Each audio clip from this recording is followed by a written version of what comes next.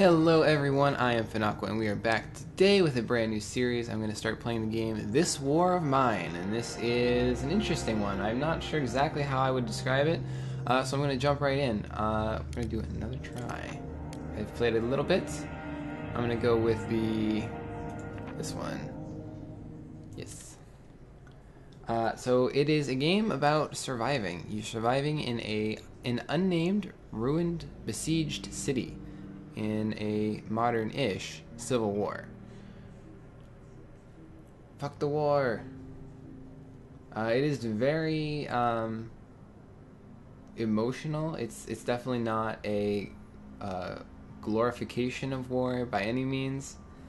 This is absolutely more on the realistic side of what it's like for actual people to be in kind of this besieged setting you can think of it like a post-apocalyptic survival, but there's no zombies in this one. It's just about a social apocalypse. How long has the siege lasted? It's hard to say when every day is a struggle for survival. The city is crawling with snipers, shelling its ordinary business almost every night. Phones don't work, there's a shortage of food and meds, and many people are left homeless. Bruno and Marco have always been good friends, so when the war broke out, they decided to stick together. They met Pavel while scavenging for supplies. He used to be Pogoren's? I guess it is named. Pogoren's star football player. He's now just another homeless victim of war, so they teamed up, hoping for the best. So these are my three survivors, and I'm gonna just start doing stuff because it's important that we get some things underway. When I was doing my research for this, it had actually said that things were a little bit random, but as far as I've seen, everything is pretty standard for each playthrough, depending on the scenarios you select. So I've unlocked 2. Obviously, this is the second one. So if you start another game, I believe it would be pretty much the same. I'm not sure if the individual items are all different, but you can see we're starting just to scavenge the supplies in our hideout. Our base, I'm not sure what you want to call it, our home. And I'm just kind of going through real quick. I'm going to slow down in a sec. So we have some basic stuff here. We've gotten only materials so far. We have components, and this is used to make pretty much anything metal. Parts, building complex devices. Water, which can be made you can use that to make food or alcohol. And then I have wood, which is used to make wooden things, as you might imagine, and electric parts, which come in handy if we want to introduce advanced improvements to our shelter, and we do. So these, having taken select one, all, we're gonna just take all because we don't have any. We don't have a limited inventory space here. When we send our guys out scavenging, we'll come across inventory limitations, and we'll take a look at that at night. I meant to just click on that. Herbs. Herbs are available to be made into medications or cigarettes. You can include them in that to make low-quality cigarettes, which are good for trading or smoking.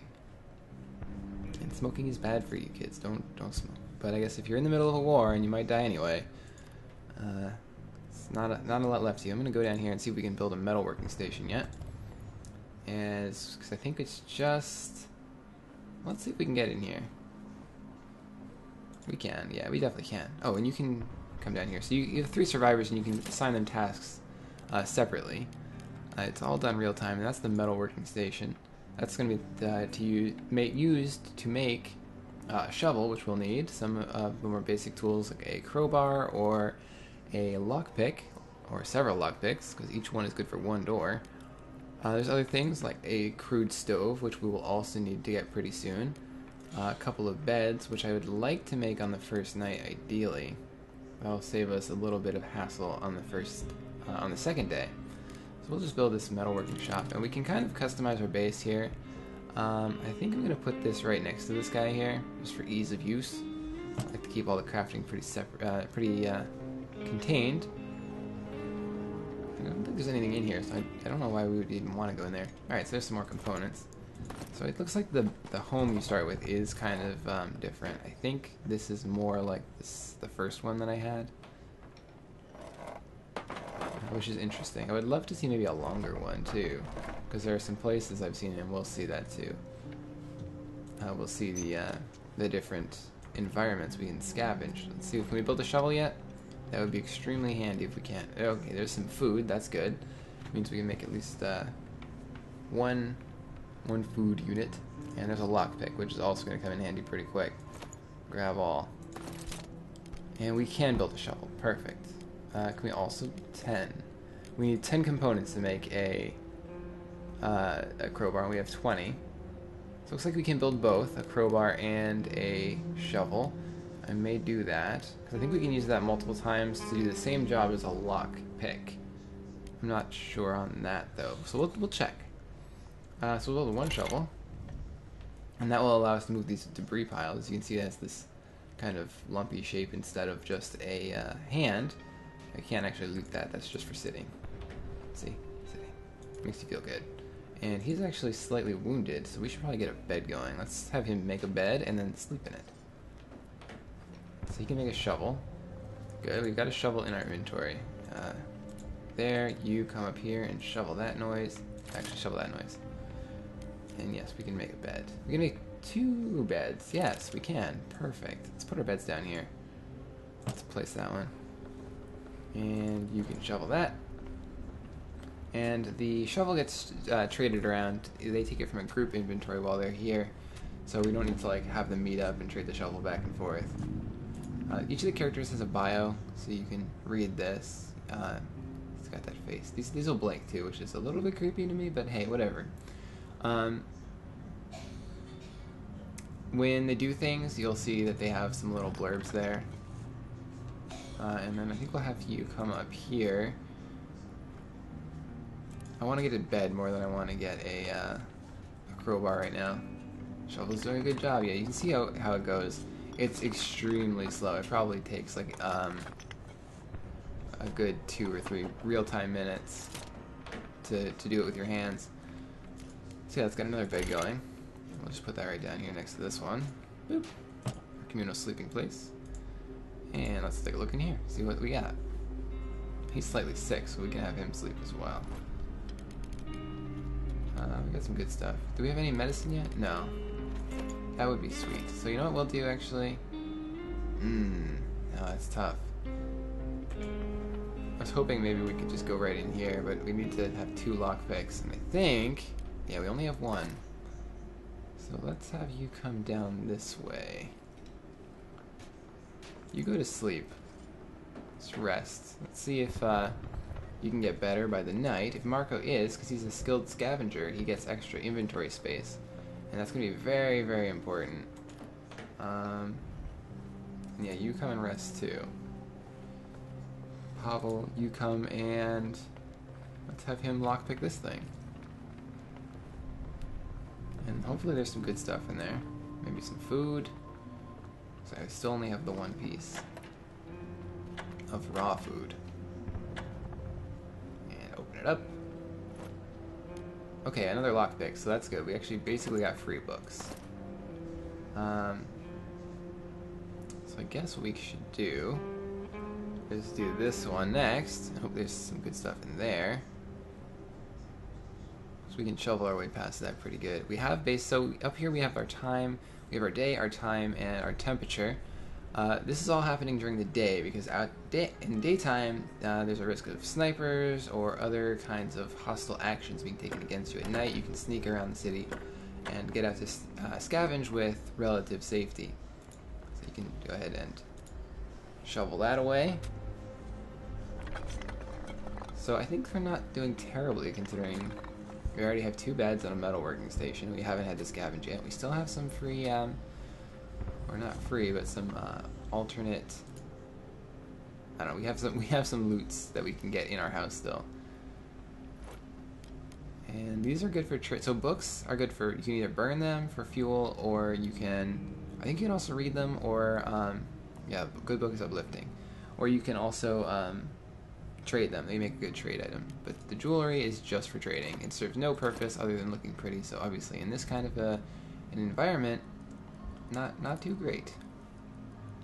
And at 7 o'clock, it will become night, and that's when the scavenging phase will start. 7 o'clock? Alright, maybe it's 8 o'clock. I think it is 8 o'clock. But what I'm going to do is once he's sitting down, I'm just going to kind of fast forward. Okay. And then we'll just skip that last half hour. So basically, when you're done, all you need to do, you can, you know, I think I'm gonna, he's slightly sick, but I may send him out anyway. No, you know what? Yeah, I will. He'll sleep in the bed, he'll sleep in the bed. It's typically good to have somebody guarding, but I don't really see the need right now, considering we don't really have anything. So this is where we can, so these are our people, and these are the places we can go. The abandoned cottage is kind of the first one. I don't think there's ever any hostile people here. The other places, there is potential for bad things to happen, to meet other survivors, potentially members of the military, and those guys, as you might imagine, are well armed, unlike us with our shovel. So yeah, we'll go to the abandoned cottage and we'll just see what's there. You can see I have lots of inventory space. I have about half the available slots open to me. I'm not sure if you can unlock them with other things. I haven't seen anything yet, but I haven't looked that far into it. So we'll take our shovel, so we can potentially clear some debris, and if there is anything hostile, we can use that as a weapon, so that'll be handy. And that should be good, and we'll just go and scavenge. And then when we get back, we'll have him sleep, and hopefully by the night, he will be well rested again. Looters must have been in a hurry. There's still lots of stuff here. There's usually enough to get you started. Shell casings I'm not really going to need. So we are, despite having 15 spaces rather than maybe the 12 or 10 that I may be used to, or you might see when you start out, it's still not a lot, considering you're always kind of on edge in this game. And I don't mean like emotionally, although there's that too. Really, it's you kind of are lurching from one problem to the other. Like, what demands your attention next, you know? So we'll take what we need for the moment and leave behind what we don't think we do. Let's come down here. I think it's barricaded. We can take the other side though. So I would like to get some more components. I would like to get some wood, and I really need some food.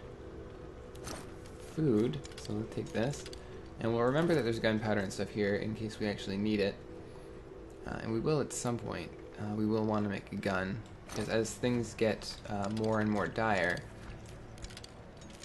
you might imagine, I'm going to leave that one piece there. As you might imagine, as things get more dire, people are more desperate and more willing to commit some very bad acts. So there's a fridge. That's probably a good place to look for food, right? Yes, that is good food finds. Thing is, I do need some water too. So I think what I will do is leave behind one of the wood stacks and bring a stack of water. Let's just very quickly. We do have until I think 5 a.m. to scavenge, and at that point, if you're not gone, you run the risk of being hurt when you come back wounded. What's this say? A note says, on your first day they robbed us. 2 days later they murdered our girls. I shot every one of them, but I don't want to use the gun anymore. It's broken and buried in the backyard. The next part looks shaky. If you're reading this, don't look for me. And that's actually just a rat, but that would be sounds of footsteps or other noises. Yeah, so lots of parts here still, lots of lumber. Can I get in here? It's locked. So I would need, I think, a lockpick or a crowbar to force that open. And I could get through here, and there's probably something good in there, but I'm going to just leave it. And let's open this up, and then we'll be on our way. Because we do have a full inventory. I can also run, too, if you, I've been just kind of pointing and left-clicking to move, but if you right-click, you will run. So you can see that. Oh, and that's, I think, the gun parts. Interesting that it doesn't show up until, because there was only the one. Definitely didn't show up until I read that note. Yeah, there's a broken pistol with gun parts. I think I'll leave the parts and these three, and I will take the pistol and the gun parts. And then hopefully I can make a gun soon. I can store it in my house, and I'll be able to make it at some point once I upgrade the metalworking station. Because once you do that, you can start fixing guns and helmets and other kinds of armory bits that we hopefully will find pretty soon. And here we are at day 2.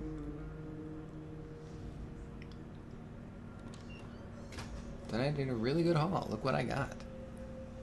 We already know, of course, but these guys don't. So this would be where if anything happened to your people in the stronghold at night, it would show here.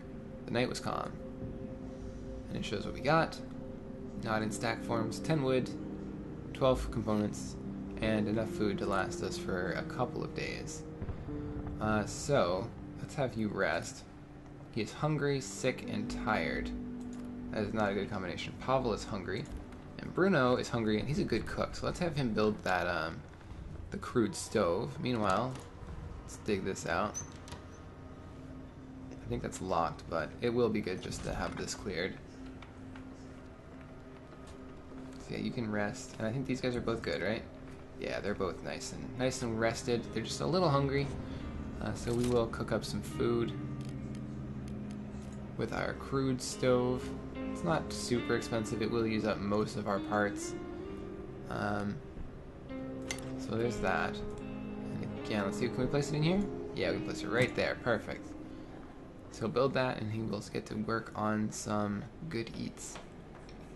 I can also just eat these, although I don't think it's that great. It may give me another negative bonus, or like a debuff. So like hungry is a debuff. If you sleep on the ground at night, if you don't have enough beds, I thought I heard something breaking in. I don't even know if that's a thing. I think just eating that would give you that kind of debuff. So the other thing with making good food, though, or cooked food, is that it costs fuel. So you have to craft fuel. So like I said, you can use books, you can use components, a lot of components, or you can use wood. I think it's just 1 wood for 1 fuel, which is decent. But again, wood is hard to find, so it's not great to be burning all of it. Let's go ahead and make 4, just so we have. And we're running low on components too, so it's not the worst that we don't have a lot of wood right now. And can you get in here, or is that locked? You could force it if only he had the tools. So let's come up and take a look at the metalworking station. And then we'll also take a look at what it costs to upgrade. Okay, so now you can make some food. So you have 2 options for cooking food. You can take just the meat, add the water, and cook it up with fuel, or you can take the meat, 1 vegetable, and 5 water. So you're basically saving 1 water and 1 meat and getting 2 food items. So turning each of these into 1 food basically at the cost, a reduced cost of water. And each food item does cost 1 fuel, so making the 2 of these does cost you 2 fuel. But we'll go ahead and do that because that's nice and efficient. And then I'll just do 1 after this. So we should have food for tomorrow, and we can stretch out to the next day, and only 1 of these guys will go hungry, which is good. I cannot build a crowbar or a knife. I would actually need just wood, so actually, no, I would need, I'm reading it backwards. I would need more components to make a knife. And that's just straight up a weapon. So let's have Bruno eat, and then we'll have Pavel eat, and then when we'll have Bruno make up a new meal. Let's click on Bruno and have him go somewhere else. Let's have you do this thing. Get that ready to go. Oh wait, no. You're done. Bruno, get back here. Cook that food. Cook that food, Bruno! Bruno used to have his own cooking show, apparently. That's the lore. Before the war, I used to own a restaurant. I even had my own TV show, Bruno's Cuisine. I'm sure you've seen it. I visited beautiful places where I was filmed cooking exquisite dishes. All that seems of no importance now, don't you think? Nowadays, you're lucky if you get your hands on some canned meat or a bag of rice. And who knows how long this war is gonna last. Those sad eyes. Oh, poor Bruno. So we still have fuel, so let's just cook up one of these. It's gonna use a little bit more water than these ones will. Actually, you know, I don't know if these go bad, so maybe this is a better option for us right now. I don't know. Yeah, we'll find out together. We'll make 2, and hopefully 1 lasts until tomorrow. And then, I think we'll have... What else do we need? I think that's it. I think we can pretty much just call it a night, or a day. He's not tired anymore, which is good. So let's have him eat, and then he can lay back down, and we will go... Pardon me. What are you doing? Clear the thing. Oh, because this door is locked still. I gotcha. Alright, just come hang here. That's not a sniper problem at all. You come down here, actually. I don't think they actually shoot in here. At least as far as I know. I haven't seen it yet. The farthest I made it is day 8. And then I had some funny business happen. That could totally have been avoided, but I was just kind of testing stuff, so. And Marco... Yeah, that's Marco there. Good. Go. Sleep. Run to sleep. Alright, and now he's recovering. So let's end the day, and hopefully that kind of sticks these guys in their positions. Yeah, so let's go out and we'll scavenge. And we'll have the same thing, except you'll sleep in the bed. Bruno will stand guard, and this time Pavel will go out and scavenge. That way he can recover a little bit and hopefully be good. And we're going to go back to the abandoned cottage again, because it does have all of the things there that I need. You can see we do have some new stuff. The supermarket, located in an area remaining under military control, but people are still trying to scavenge for supplies. We can expect to meet other scavengers there, so it's probably best not to get in their way. Some doors might still be locked. A crowbar could come in handy. And the shelled school. School has been shelled several times. Unfortunately, most of the cellars have collapsed, so it might be a good idea to bring a shovel and maybe some other tools.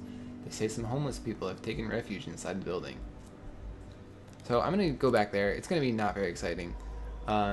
What I'll do is I'll do this, and then I'll come back, and I will meet you in the next episode tomorrow. Or tomorrow in the game. I'm not sure when it'll come out in the real times. But thank you guys so much for watching. Have a great, awesome day, and I hope you guys have enjoyed this war of mine. Bye-bye.